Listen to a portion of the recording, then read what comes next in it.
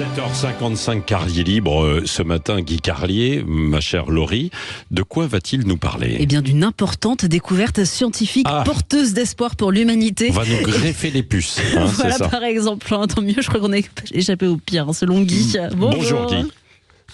Bonjour Laurie, bonjour Patrick, bonjour à tous. Oh, échapper au pire. Pourquoi? Non.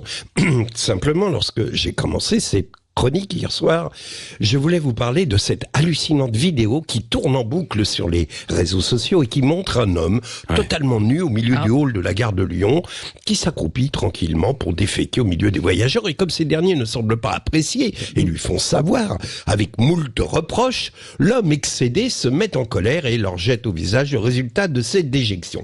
Qui pourrait lui reprocher? Ne sommes-nous pas nous-mêmes irrités lorsque quelqu'un frappe à la porte des toilettes où nous sommes installés? Non, je me suis dit que ce garçon qui avait finalement gardé son âme d'enfant constituait un thème de chronique très gai, très fin, ça se mange sans fin. Mais non, on n'est pas revenu au Moyen-Âge, mais non.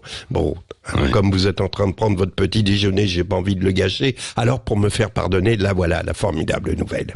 Hier, quand j'ai vu les grands titres de la presse américaine, oui, car le soir, j'aime à lire le New York Herald Tribune. Rien que ça. Non, c'était juste pour le plaisir de dire New York Herald Tribune.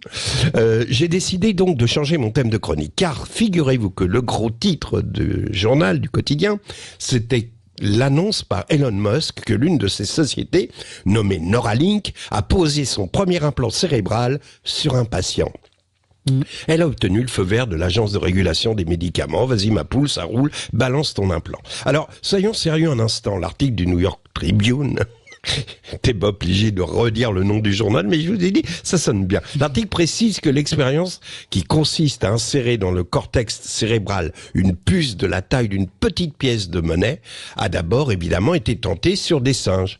Bon, au début, ça n'a pas marché. Le cerveau du premier singe a bugué. On s'en est aperçu parce qu'il a dit que Bernard-Henri Lévy avait fait fortune en déforestant l'Afrique et en spoliant le fisc avec des sociétés écrans à Manille, ce qui est évidemment n'importe quoi. Alors, les scientifiques se sont acharnés. Et leur première victoire a eu lieu le jour où un autre singe a réussi à jouer à un jeu vidéo sans manette ni clavier. Autrement dit, vous avez bien compris, on vient tout simplement d'inventer une interface cerveau-machine.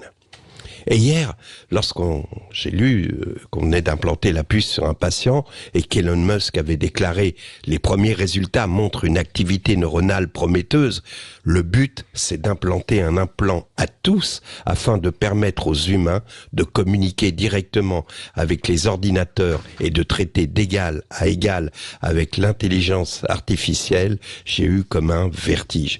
J'ai bien lu l'article. À aucun moment il ne parle d'améliorer la communication entre humains, ni même tout simplement d'améliorer un petit peu la qualité de l'humain. Autrement dit, le gars de la gare de Lyon a encore de beaux jours devant lui.